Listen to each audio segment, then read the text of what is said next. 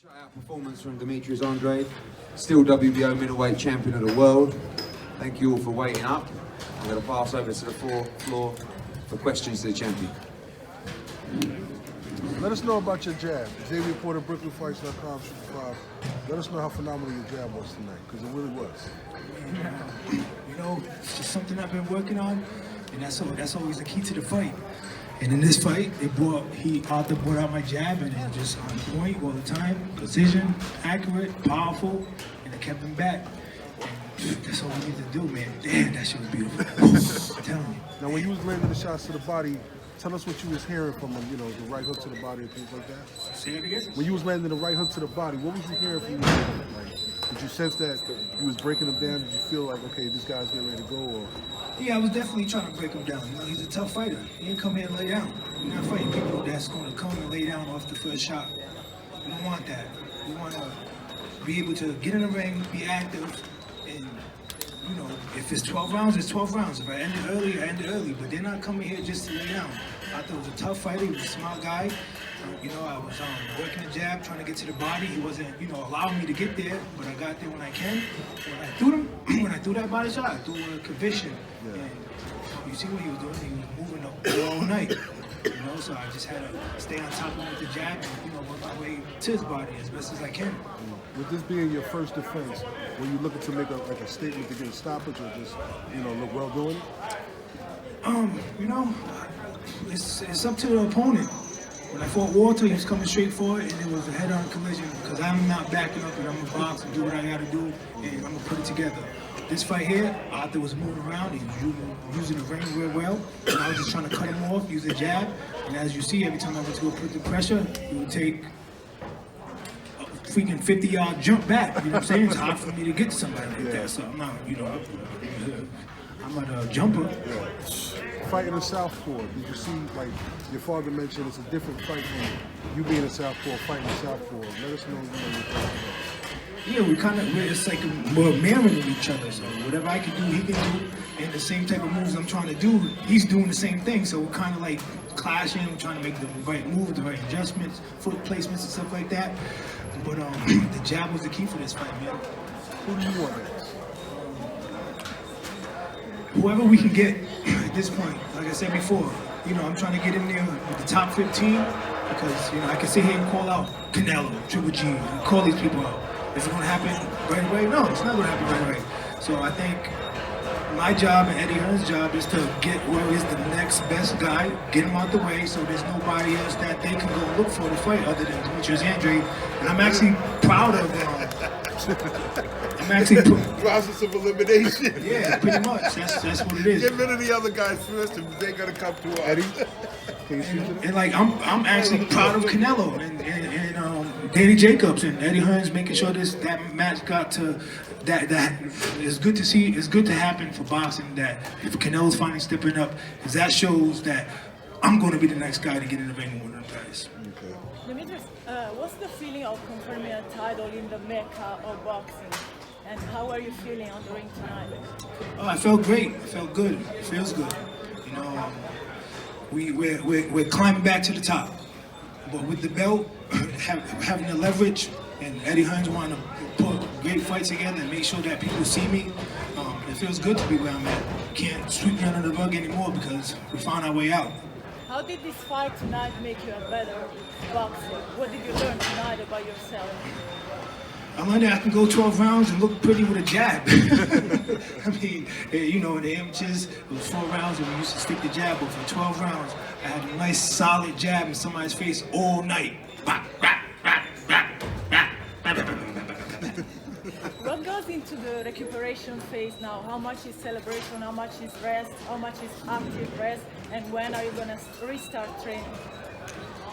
You know, I'm going to sit back, relax, you know, enjoy myself, my family, my team, and talk to Eddie and see what's next and what's best for us.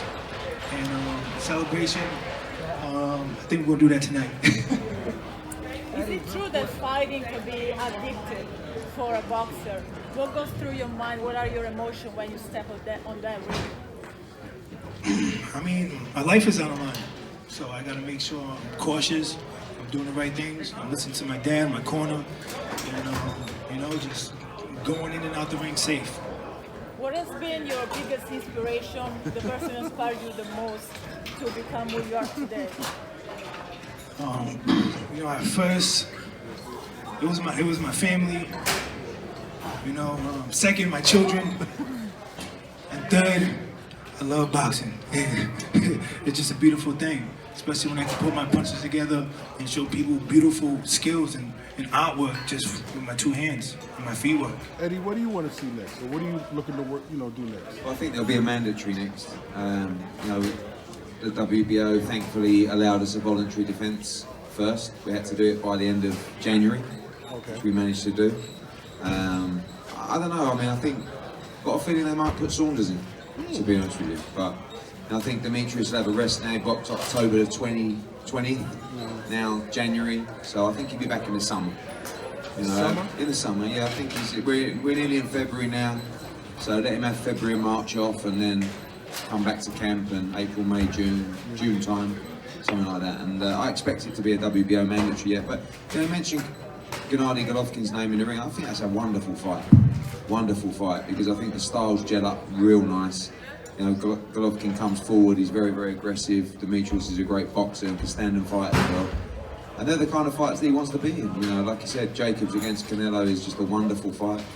And although he's great friends with Danny, whoever comes through that fight, these guys are going to have to fight each other. And it's only a matter of time. Demetrius keeps winning before he's in one of those marquee fights.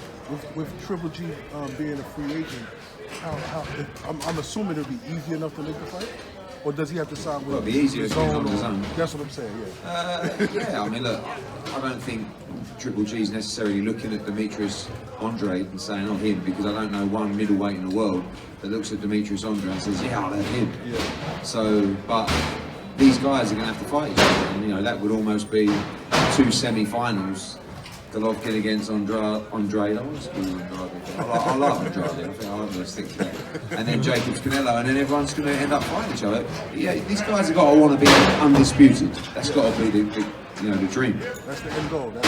That's the focus. That's Unified, undisputed. Yeah, definitely. I mean, we need to find out who is number one, who's really pound for pound in this middleweight division. This is my third fight here. And we just need to see it. It's enough Rocky Fieldings, you know what I'm saying? But I'll go up to 168, you know what I'm saying? Okay. I'm willing to make the jump in for the right fight as well too. I want to be 3 divisional world champion. Why go after Triple G, given the fact that you already have a title? Jacobs and Canelo's getting ready to fight. Why not fight the winner? It's still a marquee name, and also we wanna make sure we get in the ring with Canelo's last opponent, Danny Jacobs' last opponent, Saunders' last opponent, one of the last opponents, and that's what we need to do is, look better and do better as far as performance-wise, so you guys can see the skills and talent that I possess when I step in the ring with the last guy Heath stepped in the ring with. And that just goes to show what I can do on a different level. Demetrius, Akovov was visibly upset about the stoppage tonight. Did you feel that the stoppage was fair, was justified? Did you feel that maybe if they were going to stop it, that maybe they should have stopped it the round before? Or what were your thoughts on that? I'm not a judge. I'm not the referee, But the jabs in his face all night. I agree. Must have a headache. He must have a headache. One more question. Did you? What were your thoughts on the scoring of the Harrison fight, Harrison Charlo? I could care less about that. I think, Tony did what he had to do to win. If he got the decision, he got the decision. I don't care about them guys. I'm over here on this side, and whoever wants to get in the ring, we can make it happen. Tell us about the 9th round. What was going on in the 9th round and the couple of shots that you took, and the back and forth, discussion with your father about it? Yeah, it's a fight. You know what I'm saying? My dad don't want to see me get hit. That's just what it is. My dad. But I also want to, for me, I want to get in there and look for, body shots, because I felt like I could have, got him down in the body, and I wanted him to kind of wear himself out a little bit. So I had to sit there and throw punches and give him, some hope to stop committing, because I'm chasing him all night. Yes. And so all I could do was just keep flicking the jab, keep flicking the jab. So I wanted to, lure him in, give him the bait, like, oh yeah, you can sit right here for a little bit. I'm strong too, know how to counter punch. I know how to sit inside, and that's what I was trying to do. And my dad, I was like, huh? Okay. Well, your father wants to speak.